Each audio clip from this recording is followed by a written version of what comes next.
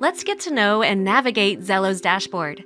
This is the first page you'll land on after signing in and where you can quickly access key tasks to complete and features to explore. First up is the top navigation bar. Access About Me, where you build a personal profile with skills, interests, and experiences. Or start a Xello assessment like Matchmaker to find careers that match your interests and personality styles. Then spend time learning about those career matches in Explore.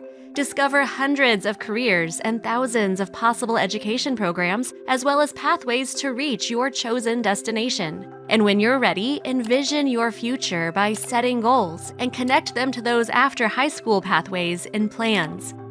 In the center of your dashboard, you'll find your personalized feed. The first post is the lesson currently assigned to you, so you'll always know what you need to complete and how many are left. Your dashboard feed includes posts on topics you follow and your saved options in Xello. Scroll through your feed to discover blog posts, articles, videos, and other resources that are unique to you. React to new and trending content each time you log in. At any time, you can access the left menu. Edit the topics for your feed to ensure the posts are tailored to you. Check in on your lesson progress. Review where you left off and what's ahead.